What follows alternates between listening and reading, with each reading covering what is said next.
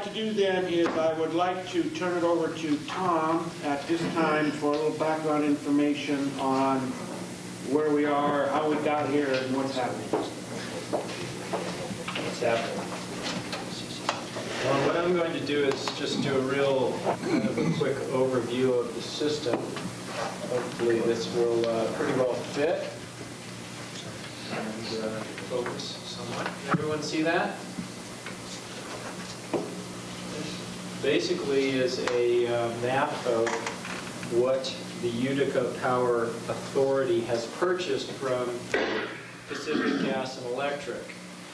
This starts here with the McKay's Point Diversion Dam, which is owned by CCWD and operated by NCPA, and the Collierville Tunnel. Right down here is what's known as, fondly referred to as the tunnel tap, which is the source of water for the Utica ditch and the Utica power plant. Now this tunnel tap was constructed and put in operation in about 1990. Prior to this, there was a continuation of this canal and flume, which it goes right down this way. This is the Utica canal flume, the three-quarter flume, all the bits and pieces that are still in place. Prior to the tunnel tap, this flume continued. It actually wended its way back up and around and took the water directly from the North Fork of the Stanislaus River at the location approximately where McKay's Point Dam is now. There was a diversion in the river and an additional 10 miles of flume that were a very high maintenance item. When the Collierville Tunnel was put in, it was much easier to simply use a tunnel tap, which is a vertical shaft into the Collierville Tunnel, and water is released from this shaft into the Utica ditch. Water flows down the Utica ditch, down to the Utica forebay, the penstock, and the powerhouse, and then discharges after the afterbay into Angels Creek above the town of Murphys.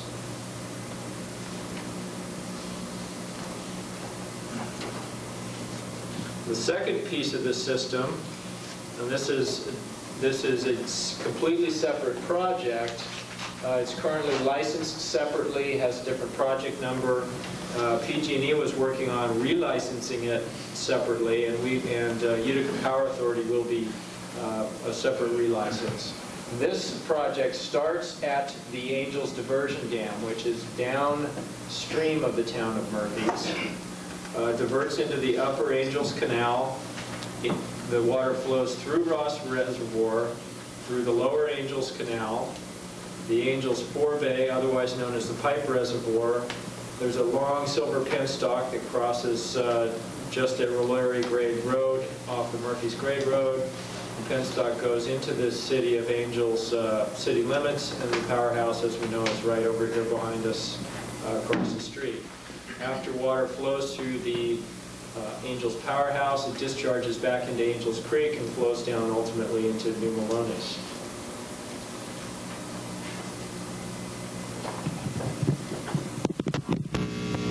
This is a figure of some of the historical flows in the North Fork of the Stanislaus River.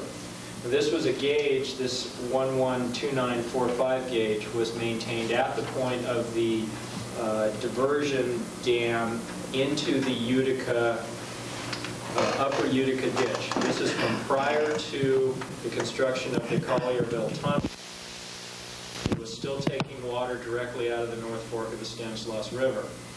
This is just a random sample that I picked out. This is from October of 1980 through September of 1982, so it includes 2 complete water years, 1 average year and one fairly wet year. What you can see is this is prior to the construction of New Spicer's Dam. What you can see is the type of flows that naturally occurred in the river. This dark line horizontally here represents 88 CFS, which is the amount of water rights that was originally held by Pacific Gas and Electric. As you can see, anywhere where this line is below 88 CFS, there was less than 88 CFS in the river available for diversion all of these times. You can't see it, but these are daily numbers. Every day, this was a daily average number taken on all of these data points. This was recorded. This goes on in both directions, starting in 1928, and this record was complete through about 1993. USGS has that entire period of record on file.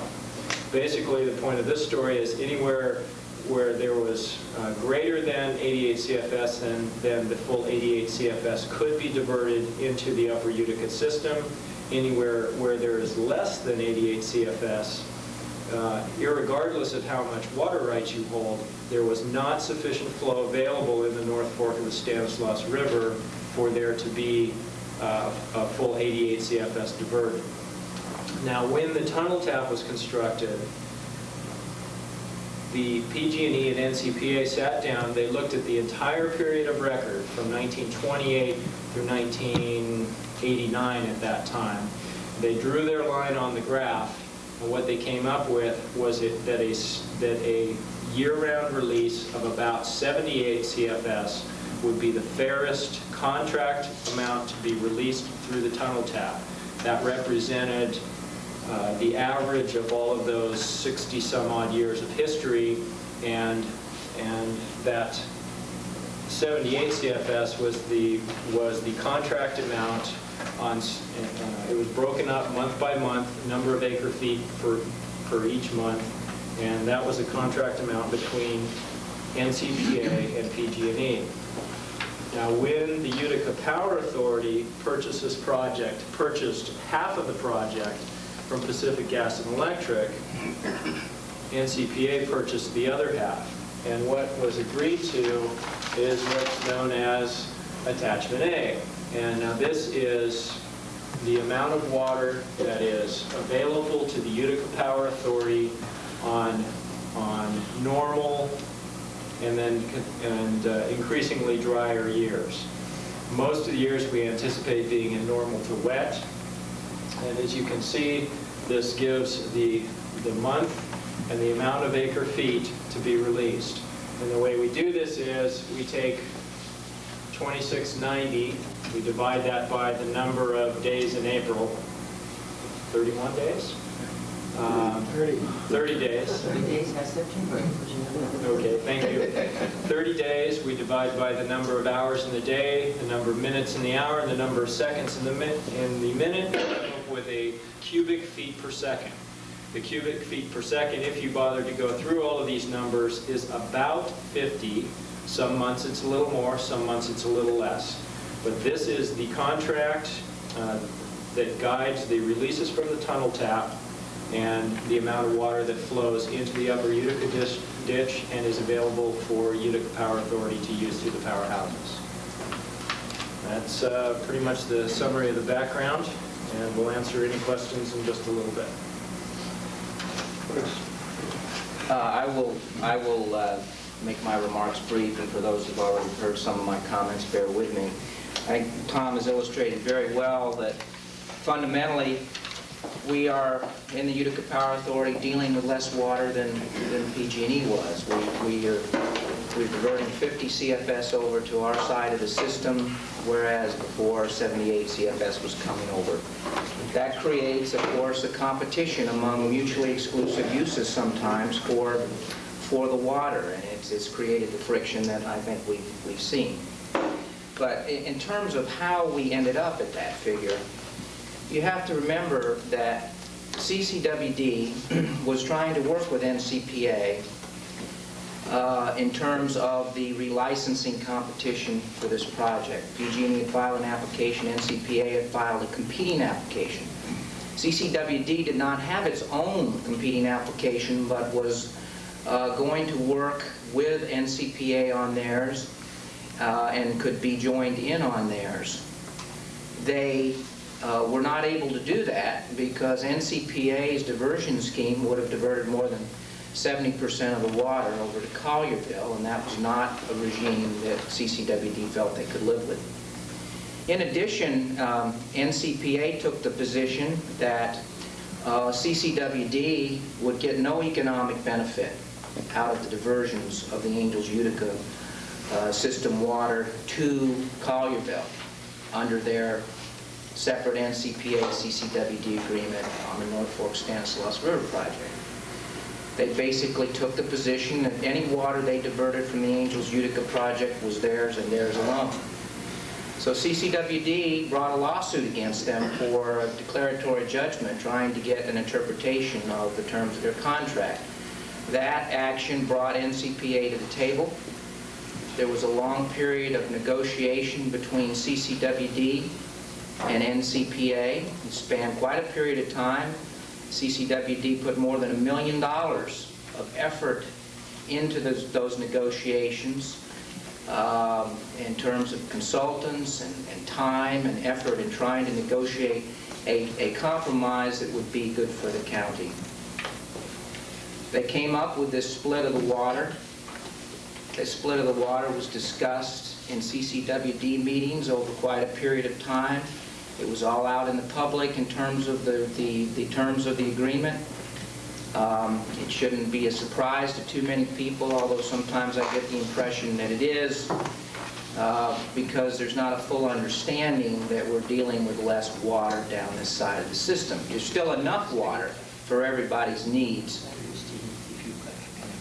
But the issue that has continued to come up over this tension about the uses, the competing uses of the water, is the water rights question. Who owns what water rights? We've talked about this at a number of meetings. We've tried to explain what we think the Utica Power Authority's water rights are.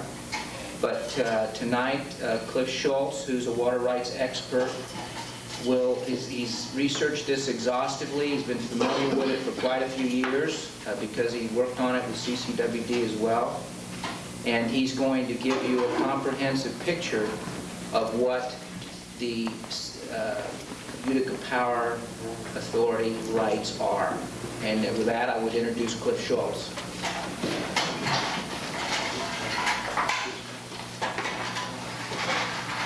Okay, what I'm going to discuss tonight is laid out in a fair amount of detail in a memorandum and ends up trying to respond to 6 of the questions that are in a document that I received from Chris that, as I understand, UPA received from for CPAC, asking a group of questions. And so the ones that I focused on, matter of fact, the only ones that I deal with are under item 3 of the 4CPAC document, water rights per the 1929 court order, i.e. judgment. I spent a fair amount of time researching State Water Resources Control Board files, also digging up the early contracts, and trying to come up with a picture of what are the nature of water rights that the various entities hold with respect to the flows of Angels Creek and the flows emanating from the Utica system. I did not and was not instructed to go into questions about what this board or the Calaveras board, since the title transfer really hasn't occurred, could do in terms of entering into additional contracts with persons or entities to supply additional consumptive use water within the Angels Creek area. That is something which, as is pointed out in my memo, I think is within the discretion of these bodies as to whether they want to do that. So I'm focused here on what rights exist to the flows of the water and the rights to use that water consumptively. And that's what I'm dealing with. So this is what the law is, not what your power to do certain things in the context of that law. I want to make sure that I'm not saying anything that should constrain either CCWD or UPA with respect to dealing with the citizens of Calaveras County. That's why I want to make that point at the outset. I had to pick a point, and I picked a point on the history of the system that really starts in the late 1800s when Utica Gold Mining Company was the owner of the system. Now, Utica Gold Mining Company did not initiate these rights back in the 1850s. They assembled these rights from other sources and brought them into a single holding. And they are also the ones that were primarily responsible for constructing all of the 4 original reservoirs and adding the storage to the system. But